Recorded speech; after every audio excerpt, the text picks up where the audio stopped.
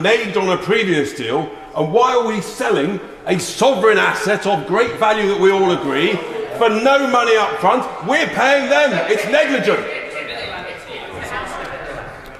Because we've done a deal that secures the security of the global community. There, you heard it for yourself. Let's hear it again. We've done a deal that secures the security of the global community. The global community. The global community. He just exposed his and the Labour Party's true anti-British self in that one moment. That's the far left in a nutshell. Britain and its people come a distant second to the interests of the global community. Now you know why they want open borders, why the so-called human rights of illegal immigrants come before the human rights of the British people. Thankfully, in this video, you'll hear Nigel Farage and others call him out.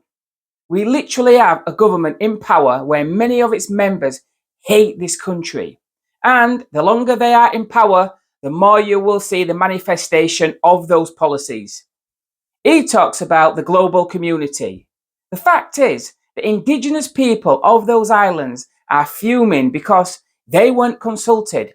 It was a done deal between the governments of Britain and Mauritius.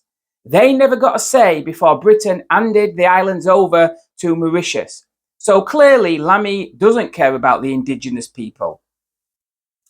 He was called out on that exact point numerous times, including here. I'd like to ask the Foreign Secretary if and when he's had any specific discussions with the Chagossian people as part of these negotiations.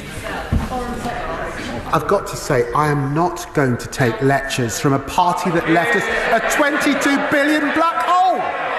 A 22 billion black hole! No answer. He just evades the question and then proceeds to go on about how bad the Tories were. It's pathetic. And he gives an equally nonsensical answer each and every time that question was put to him. He then had the cheek to question whether Richard Tice was even qualified to ask that question. Lammy studied law at Harvard, but what are his credentials on geopolitics and history? He has none from what I've seen. He then calls China our enemy, yet his government got rid of the free speech bill in universities, all the while knowing China pumps loads of money into our universities and often threatens to stop doing so if we allow any criticism of their government. Such a hypocrite. Anyway, here's the video. Lammy just looks like a rabbit in the headlights. Nigel Farage. Thank you. Foreign Secretary, it would appear that the potential judgment, next judgment of a spurious, rather political foreign court matters more than the issue of national sovereignty. And you boast that President Biden likes this deal. Now, the Speaker earlier on said that this House should not be affected by elections that take place in foreign countries. But I wonder, how confident are you, if the 47th President of the USA becomes Donald Trump, that he will approve of this deal, given the importance of our relationship with America? Well, I'm grateful to the Honourable Gentleman for his question.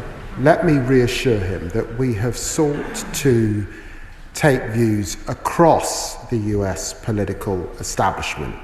But I do say to him, to get a US President, a US Secretary of State for Foreign Affairs and Defence applaud this agreement should reassure him that the US would do nothing that would help our enemies, particularly the Chinese, in this regard. In the mid-1960s, Foreign Secretary, when Mauritius was granted independence, they agreed, as part of that deal, to relinquish all claims to this British sovereign territory that we've owned since 1814, the Treaty of Paris. Why do you see fit to do a deal with a nation that has reneged on a previous deal, and why are we selling a sovereign asset of great value that we all agree for no money up front? We're paying them. It's negligent. Because we've done a deal that secures the security of the global community. And I've got to say, I can't recall if the honourable gentleman is legally qualified. But I've got to tell him that we found ourselves with no one supporting our claim in the family of the UN and the rules-based order, and for that reason the last government began these negotiations, and it's been absolutely right that we conclude them. The Mauritian government is guilty of vast human rights abuses, locking up other politicians who were independent, and also the Black Creole Mauritians were literally traduced by that government. We've handed to them, therefore, the rights over what the Jagossians have never agreed to.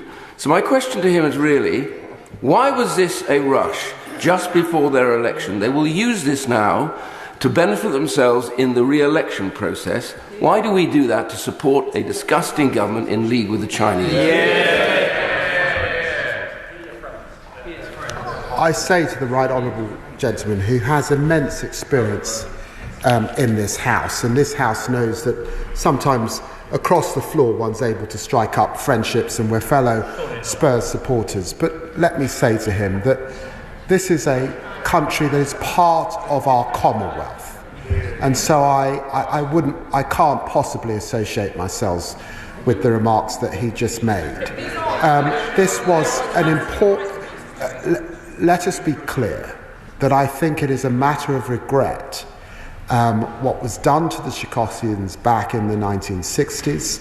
That has been a sore that has run through our relations with Mauritius, but also with substantial parts of the global south, and that is why we have struck this agreement and continued negotiations. I remind him, 11 rounds. He may well have disagreed with the last government, but 11 rounds. Just handed sovereign British territory to a small island nation which is an ally of China.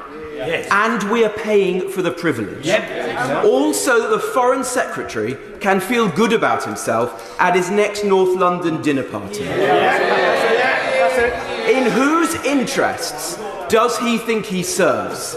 Those of the global diplomatic elite, or those of the British people and our national interest?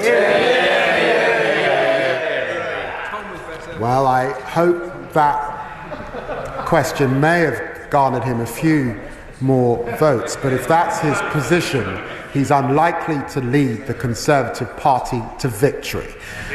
This deal secures the base. It is in our national interest. This abject surrender of British sovereign territory for nothing, for that's what it is, now risks a Chinese veto over an absolutely vital military facility. So can I ask the Foreign Secretary, how much in rent will this country now pay Mauritius for the right to lease back what's already ours, and which government department, the MOD or the FCDO, will pay the landlord?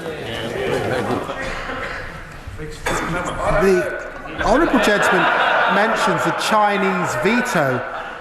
The Chinese do not have a veto in this House. The treaty will be scrutinised by this House. All members will be able to look at it. All members will be able to debate it and reflect on it. And of course, at the time of publishing the treaty, there will be a discussion of the costs. But I say to him, no basing agreements ever discuss costs, because that would damage our own national security, and this government's not prepared to do that. Can I